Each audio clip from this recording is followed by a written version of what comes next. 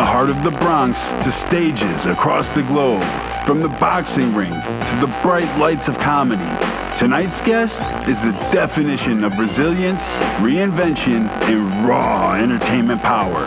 He's a founding force behind the original Latin Kings of Comedy, a man who helped shape Latino representation in stand-up and open doors for generations to come. You've seen him on Netflix, HBO, Showtime, BET, CBS, NBC, and Starz. He's packed out arenas, dominated comedy clubs, and transitioned into a multi-award-winning filmmaker, earning over 150 awards for his work behind the camera. They call him the King of Short Films. But make no mistake, this is a long-standing legend in the game, a storyteller, a visionary, a man who turned struggle in the spotlight and pain in the punchlines. And now, he's stepping into the underground. Get ready for a powerful, unfiltered conversation with your host with the ghost, the one and only Bounce Ball Boogie, as he sits down with the iconic, the unstoppable Joey Medina.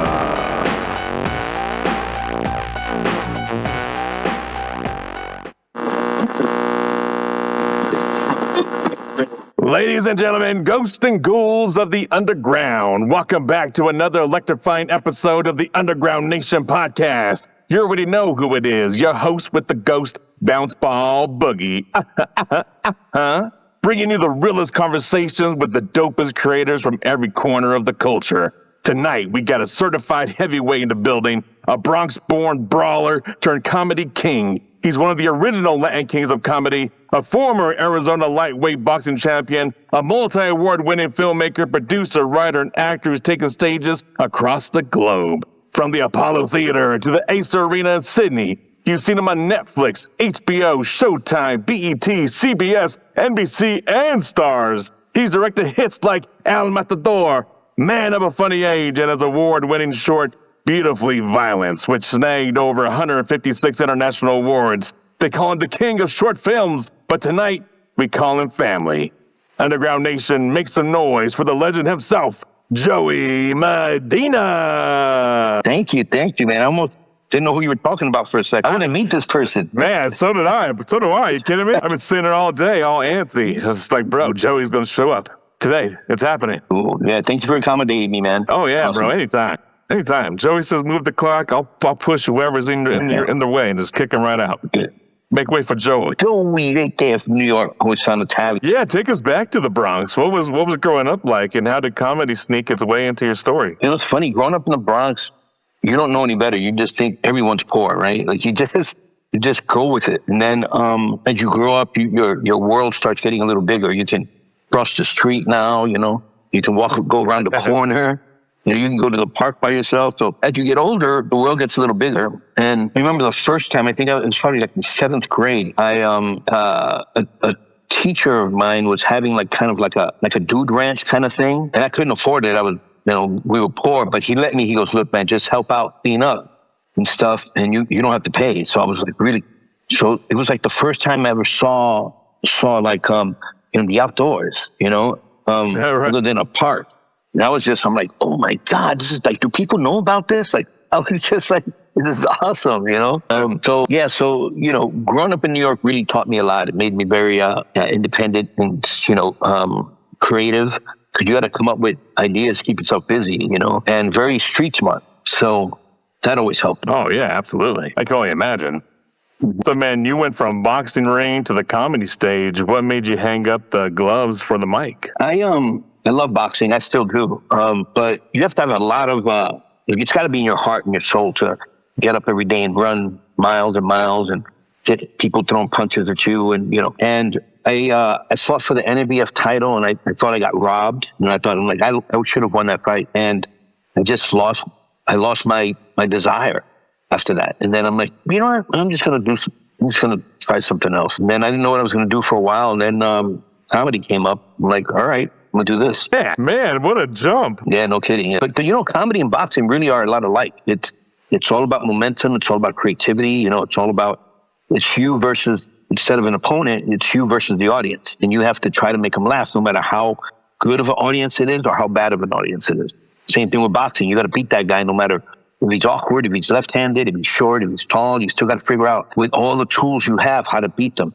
And in comedy, mentally, it's exactly the same way. You got to figure out with all the tools you have how to make this audience laugh. Man, how do you go to training? How do you get training for that? You by bombing a lot, by sucking, and then you learn. You're like, ooh, I didn't like that. You know what I mean? I didn't like people just staring at me. So you figure out, okay, what did I do? How can I make it better? And like, I think one of the reasons why I did well in boxing, in comedy, is because I used the same boxing mentality. So I was already kind of there. I just changed the sport, if you will. You know what I mean? That's right. The same mindset has changed. Yes, sir. Man, so I can only imagine, though, that built up your confidence throughout everything also, though. Yeah, because you can, in the beginning, though, I would have bad sets, so I would do a joke that wouldn't do well, and I would panic. Like, oh, what do I do, But now I'm like, it's okay. I'll get him next time. Like, I'll get him the next joke. I'll just keep going. Back. Yeah. It's a lot like comedy and boxing are more, I would say 90% similar. So you're saying yet you failed your way to success. Yes. And that's how a lot of people do it, man. A lot of people who have any kind of success in life fail their way up because what some people do, not everyone, what some people do tend to fail and then give up. So they never learn. The lesson they use by failing, they could never use it again. But, I've had in boxing matches, I've lost, right? And I just go back in the gym the next day and like, all right, what do I need to do so I won't lose again? And I do the same thing in comedy. I'm like, all right, what do I need to do with this audience or an audience like this that I can still have a good set? And sometimes a good set may be only a 5, you know what I mean? Like from 1 to 10, maybe only a 5. That's as best as they go. And you're like, okay, as long as I get that 5, I did good. And you have to realize that a lot of comedians don't. They're like, oh my God, I'm only getting a 5, but their 5 is their best they got. So you shouldn't, any kind of artist, whether you're a musician or a comedian or whatever, you shouldn't, let that derail you. If they only have was a 5, you're like, okay, I'm good with the 5. That's right. That's right. Roll with the punches, baby. That's right. My mom is the one who showed me who Joey Medina is, the comedy. Nice. The Latin Kings of Comedy tour. Your mom's got good taste. She would be all over you right now if she was there. Nice. You just might become my new stepdad. Oh, there you go. I'll give you, I got some movie money. All right, mijo. Go to the... No, Kings of Comedy, a lot of people don't know this. It's literally one of the biggest comedy specials ever made. And it's actually aired first in movie theaters, not in television. It was in the movie theaters first. Yeah.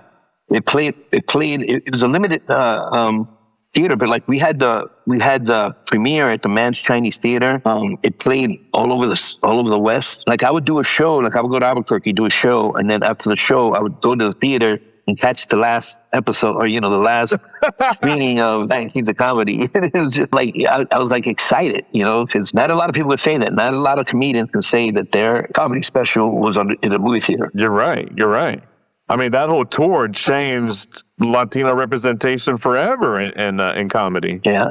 It's first, I remember after the Latin Kings came out, we all were doing our own thing. And I was like, okay, I want to get out of the Latin King thing. I don't want to be just known as one of the Latin Kings of comedy. So I produced a couple of other things. I produced a comedy special called Latin Palooza. I did all this stuff. But as time went on, I realized that the original Latin Kings of comedy was really special to a lot of people. So I stopped trying to, leave it. I'm like, no, I'm going to accept it. That's what people remember. Yeah. That's what people like the most.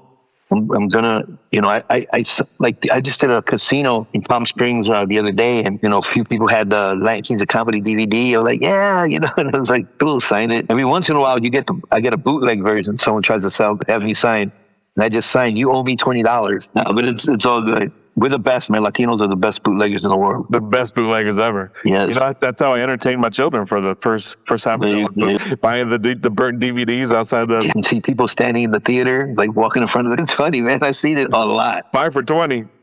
Absolutely. Some artists wait to be discovered. Others step into the shadows and take their shot.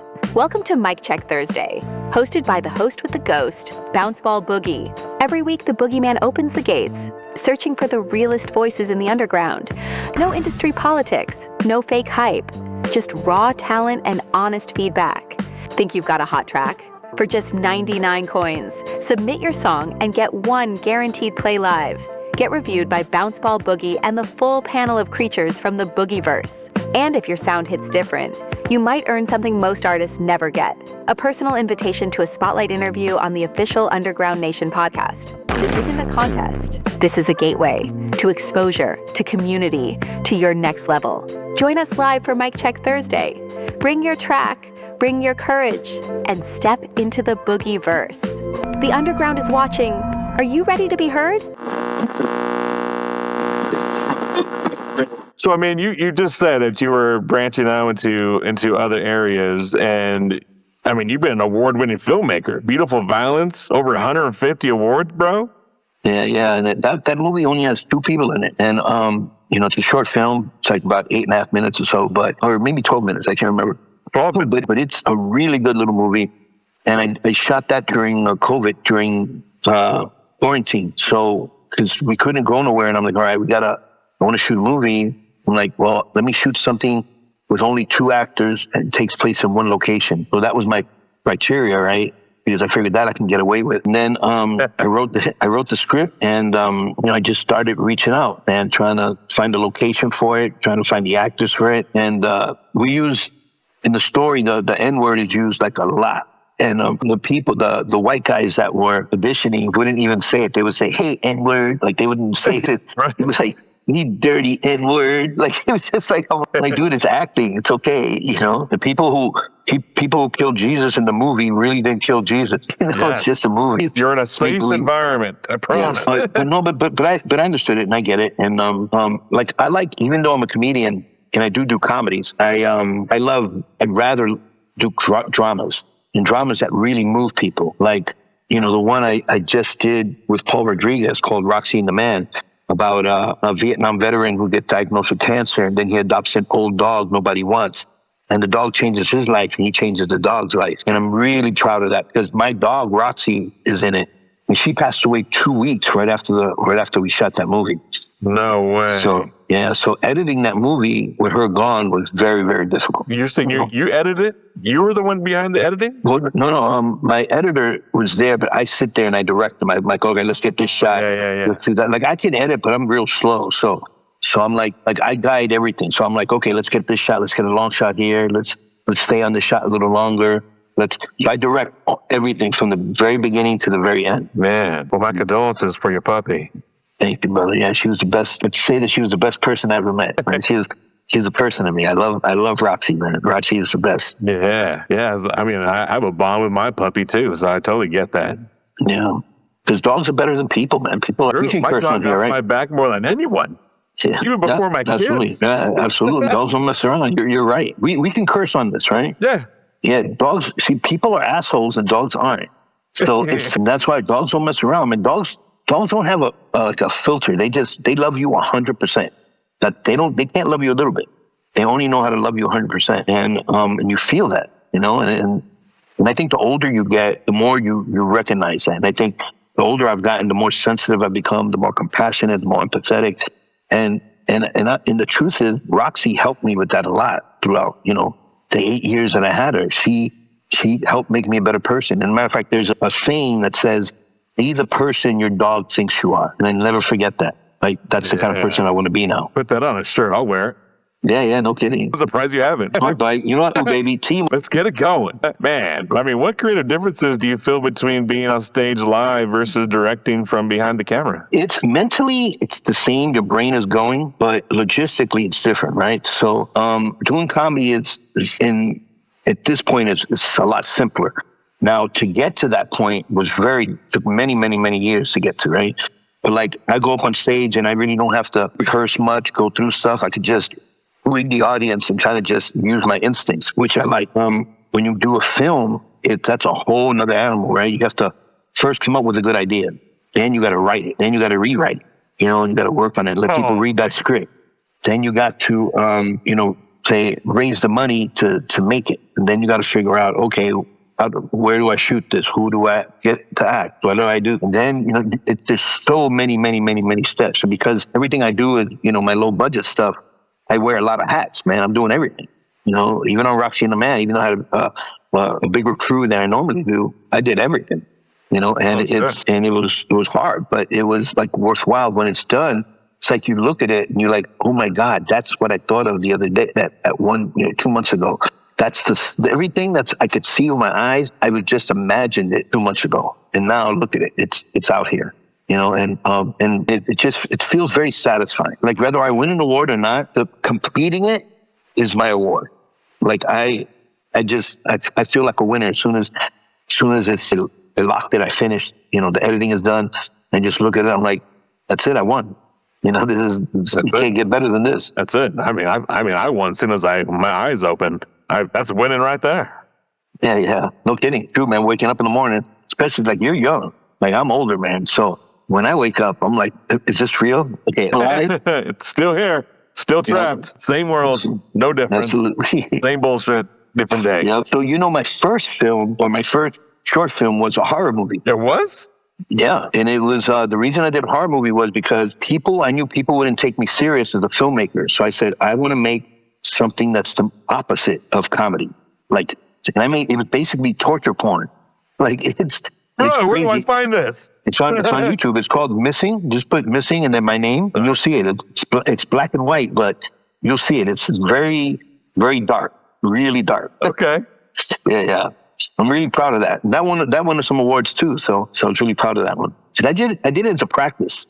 Like I was a cinematographer. I was the editor. I did everything just as kind of a practice. And it ended up being really good. It's got some special effects in it. It's got, like when you see it, you'll be like, oh shit, man, it's gritty. It's really gritty, but it does its job. Right, absolutely. How the heck, when you make an independent film like that, how do you get nominated for awards like you mean? Well, the one that I put it in a few festivals, but the one that I won some awards in, or the first one that I won awards in on it was specifically for horror movies.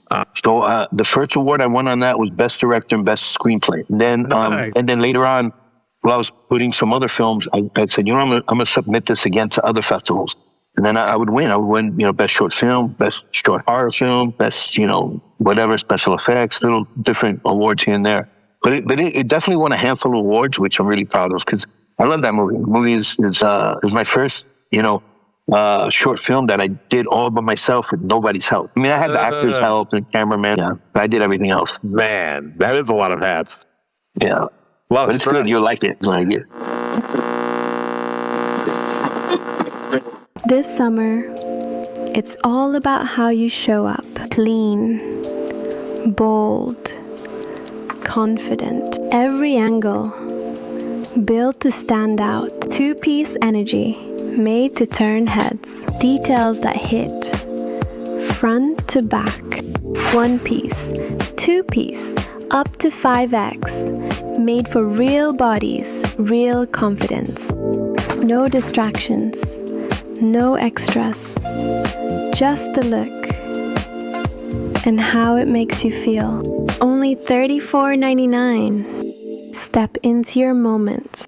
Make a splash. Own the pool. Man, Joey, so what messages are you hoping to leave behind through your films? Missing was just a horror movie. I'm Missing, I just wanted people to be like disturbed, you know what I mean? But Beautiful Violence, it shows that basically the movie is about this white successful businessman and this black guy who's stealing drugs, but they're both doing what they need to do to support their family and take care of their family.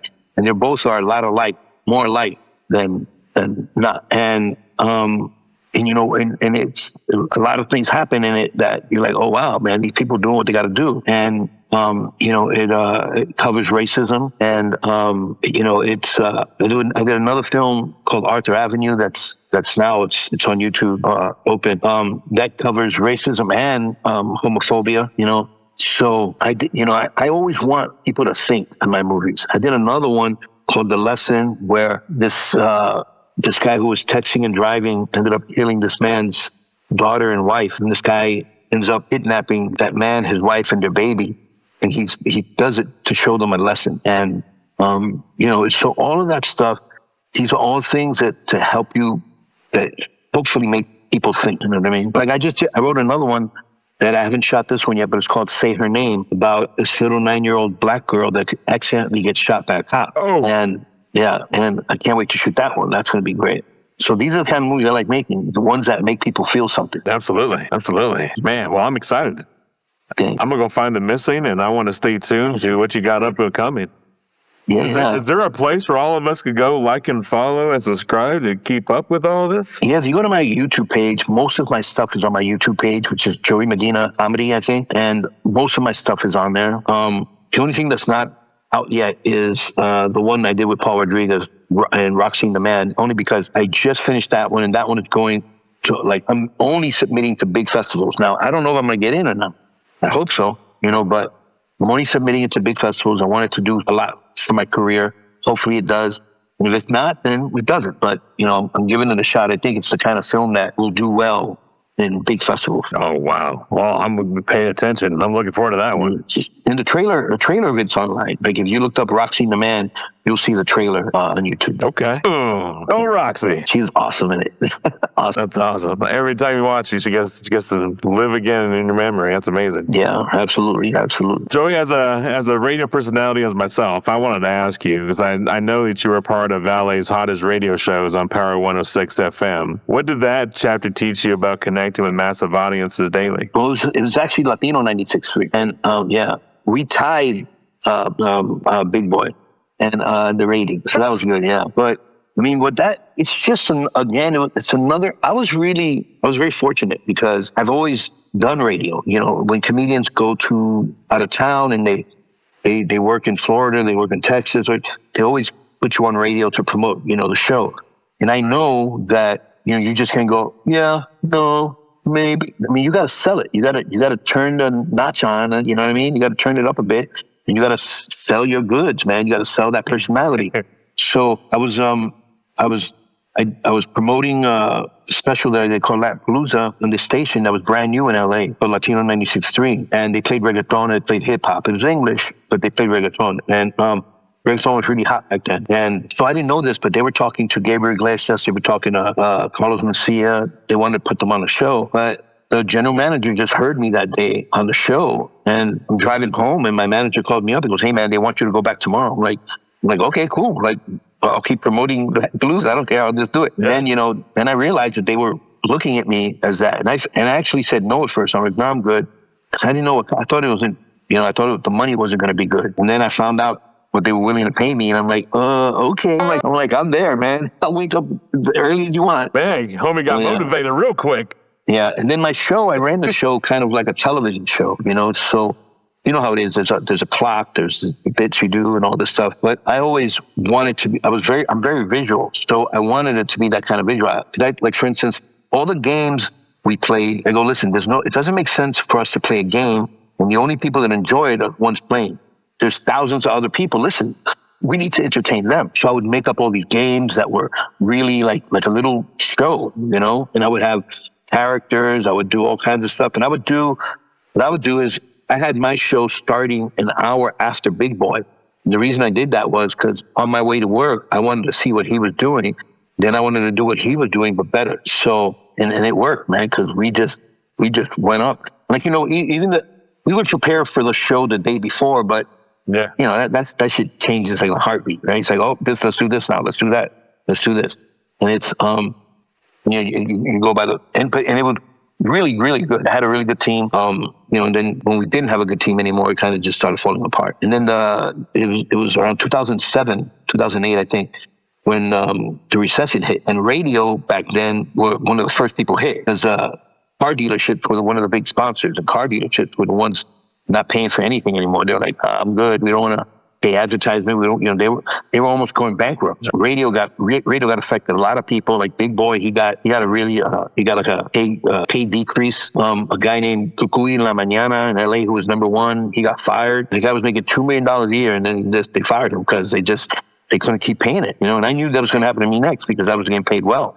And they were like, I told my team, they're like, no, man, we were ratings are high. I'm like, it's not about the ratings. They'd rather pay somebody $10 an hour or $15 an hour or whatever than to pay me what they're paying me. And I was right. Like a couple of days later, after I said that, They brought me in the office. They gave me a nice severance pay, which was nice. But, the party was over. Man, I mean, throughout all that, you won the Impact Award for excellence in podcasting. Yeah. Big Boy actually presented that to me, which I thought was pretty dope. No way. Yeah, so that was dope. And he was a good guy. I have nothing negative to say about Big Boy. And but yeah, man. So you do good, but it's especially when it comes to entertainment, you're only as good as your last win. You know what I mean? It's like being an athlete too. You can be undefeated. Everybody's kissing your ass. Oh my God, you're the best. You're the best. Take pictures. Then all of a sudden you lose. Nobody's in your dressing room. Nobody. You're by yourself. You get ghosted that fast. And I get it. Then you got to win again. And then you're like, okay, everybody's your friend. But I learned that lesson. I fought, I was undefeated. I was 9-0.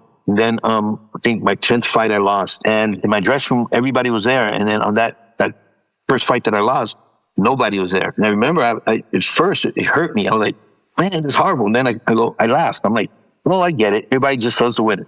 It didn't bother me. I understood it. So then when I fought for the Arizona lightweight champion, I was a 3-1 underdog, right? We fought in front of 10,000 people in the Coliseum in Phoenix. I ended up knocking this guy down 6 times, and they stopped the fight in the 11th round. And so everybody was in my dressing room, right? And I had a limousine back then, and no, I didn't have it, but I rented one. And I was like, all right, who wants to go to Black Angus? Because that was my jam after my ribs, right? So everybody was like, yeah.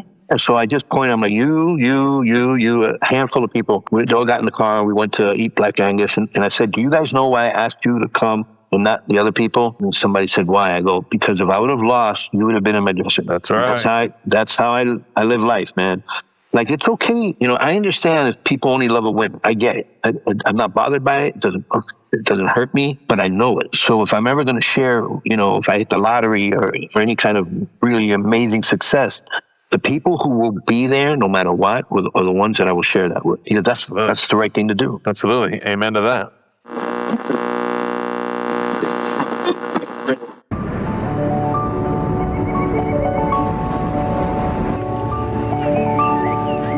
Hello, you. Hello, new. Hello, early. Hello, pump, push. Hello, energy, effort. Hello, movement. Hello, goals and real swole, the best you've ever looked. Hello, PRs and PBs. Goodbye, couch sitting and TV, or tired and groggy, lackluster and foggy. Instead, say hello to a new version of you. And say hello to Make Wellness, to see what you really can do.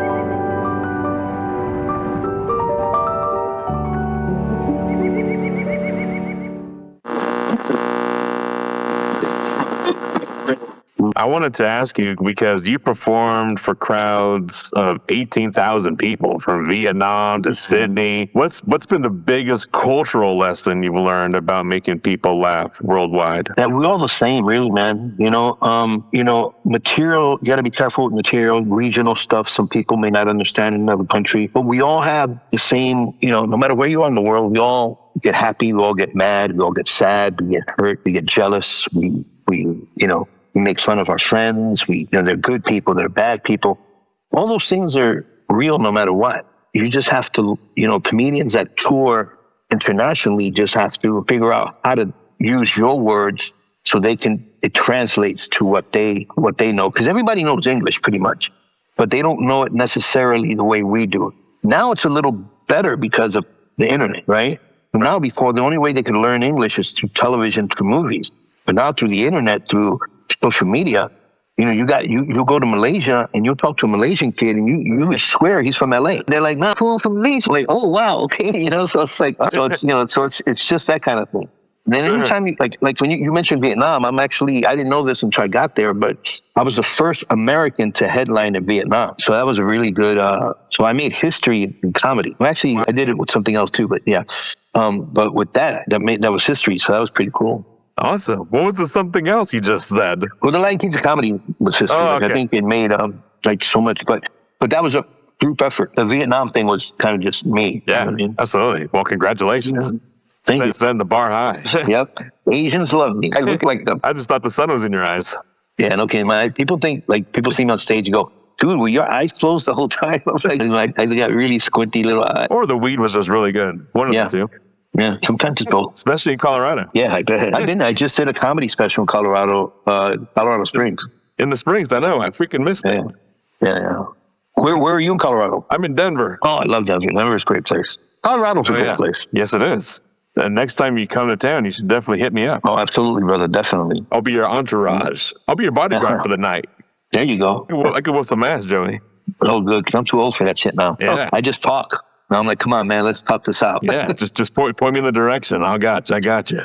Cool. So after decades of success, what still excites you about writing new material for comedy and with the films that you were mentioning? Anytime I write a new joke or anytime I write a new script, I love it. It's brand new. It's fresh. Like having another kid. You know what I mean? Comedians have little kids. Right, they have these kids all the time. They're jokes. Some are better than others, just like real kids. But sometimes you come up with a great bit, and you're like, "Oh man, this is hilarious!" And then you just can't wait to do it, and you get happy every time you do it. It's brand, it's a new gig or it's a new bit. And same thing with a script. But with a script, it's a lot more work, and it takes a lot longer for you to see it and for it to happen. Like I have scripts I've written that I've never produced only because I just don't have the ability to produce them right now. But they're great scripts, so hopefully one day they get made. Man, you're sitting on a gold mine right now? Yeah, I got some really good scripts I think are pretty good. Oh dang, watch out now. Yeah. Well then, for up and coming comedians and filmmakers tuning in right now, what's the one thing you wish someone had told you when you were grinding in the early days? Good question. A lot of what happens with a lot of new comics, open micers, is they only hang out with open micers. And the problem, and that's not bad in itself, but the problem with that is you're never going to learn anything from somebody who doesn't know stuff either. So, the person that you're getting advice from knows sometimes less shit than you do. So how are you getting advice from them? I always tell people, go to comedy clubs, make friends with the professional comedians that are working, take them to lunch, hang out, learn stuff, ask questions, or at the very least, just keep going and watching. Because most open micers can get into a comedy club for free, right? So just sit in the back and just watch. Then watch it the next day, because the next day it's going to be a different crowd, and you're going to say, oh my God, look, yesterday he did that. He spoke fast, and today he's speaking slow. Why did he do that? And try to figure that out. And that's what I did when I boxed. Stay after the amateurs train, and I would stay when the professionals train just to watch them. And they immediately saw that it was like a whole different level. And I'm like, oh shit, that's what I want to do, right? And the same thing in comedy. I would watch real professional comedians go on stage and destroy, and I'm like, that's what I want to do. I don't want to do the open mic shit. I want to do that. So I would just, if I had one piece of advice, just go up there and, put in the work, talk to those comics, watch them, and you will learn a lot just from doing that. It's not going to cost you a penny. Yeah. It's almost like in football when they used to make you watch the film of your opponent's team. Yeah, you learn. The thing is, a lot of people, especially men, we're very visual, right? So I learn more like, for instance, I can't learn something by reading it, because I'll be like, but if I put on a YouTube video, I'm like, oh, okay, so that's how I do heart surgery. Okay, so it's like, if I watch a YouTube video, I can learn how to do it because I'm visual. But if I read it, it's going to be harder for me to learn it. Yeah, it makes sense. It's definitely good to learn how you learn early on. Yeah. Yeah, because you have to know how, what like moves your boat, right? What floats your boat. Like, and some people, they need to read, and that's good. I mean, that's awesome. And other people, they're like, no, I need somebody to sit down and hold my hand and show me, right? And I'm a little bit that way. So like for instance, and certain people are really good at things others can't. Like, I'm horrible at math. In school, like, I had to take like retarded math in order to graduate. Like, it was like 2 + 2 is 4 or whatever. Like, I couldn't. It was really difficult for my brain to catch math. But yet, I loved economics. I loved English. I loved art. I did well in other stuff. So everybody's different, and that's okay. Like, if you're not good at something, it's not bad. It just means that that's not your cup of tea. That's right. And you got to network with others. Right. You can help. They can help you with where you may need assistance in. Yeah, I mean, filmmaking is the best thing. Like, look, I can edit, I can run the camera, I can do all of that. But when I shoot my movie, I have somebody who does those things because they specialize in those things, and they're better than me at them. Now I I feel comfortable guiding them, going, look, why don't we do this? Why don't we do that? And I'm also very comfortable with some saying, no, how about we do this? Because this would be better. I'm like, all right, fuck it, that's better. Let's do that. To me, the better idea wins. No matter what I'm doing, the better idea always wins. Absolutely. Absolutely. Well, then, I definitely want to try out for your next film that you're creating. Let me try out. I'll smoke all those actors. Maybe we'll do Missing Part 2. Yeah. I'll give you a serial killer. Yeah, you'll dig it, but it's a good little movie to start. Man, all right. I'm going to go check that out. All right, Joey, before we wrap up, you fought in the ring, conquered the stage, ruled the camera, made the world laugh. For everyone out there chasing their dreams or maybe getting knocked down by life right now, what's the one piece of advice you leave them with tonight? It's a quote from Muhammad Ali. It says, like champions don't like the canvas. Like, so basically it's like, get up. It's okay to get knocked down in life, but you get up, because if you're a champion, you're going to get up. That's the difference between someone who doesn't win and someone who that does win. The winner always gets back up, and it's okay to lose a couple battles. It's okay to get knocked down. Look, man, I've been homeless. I've lived in a car. I've had, financially, I've been up and down and up and down and up and down. I know how it is to eat at Ruth Chris, and I know how to eat at Sizzlers. You know what I mean? And it's just, it is what it is. But you just never give up. Oh, that's what the quote is. The canvas is no place for a champion. That's Muhammad Ali said, and it's true. You can get knocked down, man, in life. And so the people out there that are going through some shit, especially nowadays, and a lot of people going through some shit, it's okay. You're going to get through it. You're going to go through it. It's a storm.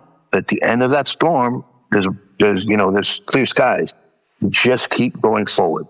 And if you keep going forward, I promise you'll get through it. That's right. Just be like Joey. Fail, and then eventually you'll win. Yeah. Trust me, I failed a lot more than 60. Man, just fail your way to the top. Yeah. It's true. That's why, like, when good things happen to me, I am so grateful because I understand that, one, it could have gone the other way. And two, it's only temporary. Like, when I got that radio gig, I was getting paid very, very well. And I remember thinking to myself, I go, this is the best thing that's happened to me, and it could be the worst thing that happened to me. And I was right. Because once it goes away, that's the worst thing. You know what I mean? All of a sudden you're making a shitload of dough, and then now you're not. That's horrible. So, it's just, you got to look at things. Like, I never understand people who are arrogant or cocky because all they're doing is focusing on the now. You know what I mean?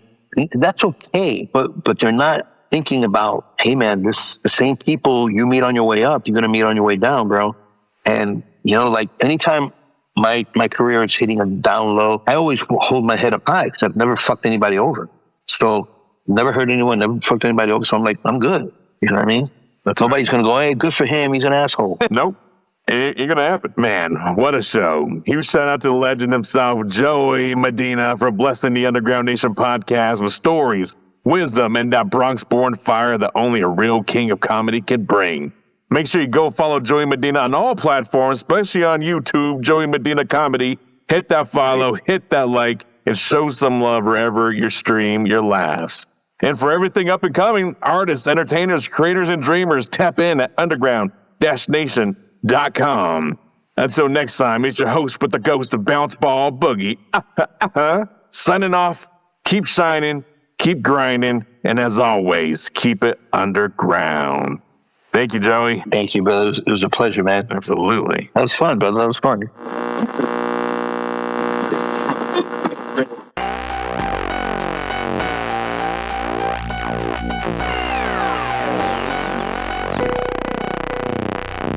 Man, what a conversation.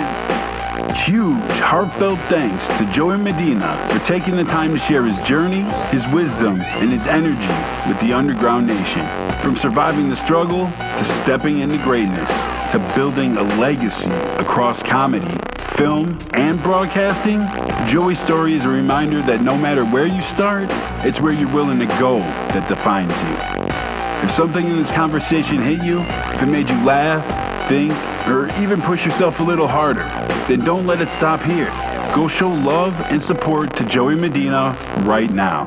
Head over to YouTube and make sure you like, follow, and subscribe to Joey Medina. Tap into his content, his comedy, and his message. Because legends like this don't just entertain, they inspire. And if you're hungry for more conversations like this, More raw, real, and powerful stories from entertainers who are truly making noise? Make your way over to underground-nation.com. That's your home for everything up and coming, comedians, artists, creators, and visionaries who are building something real underneath the surface. And listen, if you're a comedian, an entertainer, or someone with a story that needs to be heard, this is your moment. Submit your information right now to ugnpodcast@gmail.com, because your voice deserves a platform and your story deserves an audience. And remember, if your jokes don't land, just fall with them. At least you'll get a reaction. Until next time, stay bold, stay creative, and keep making noise.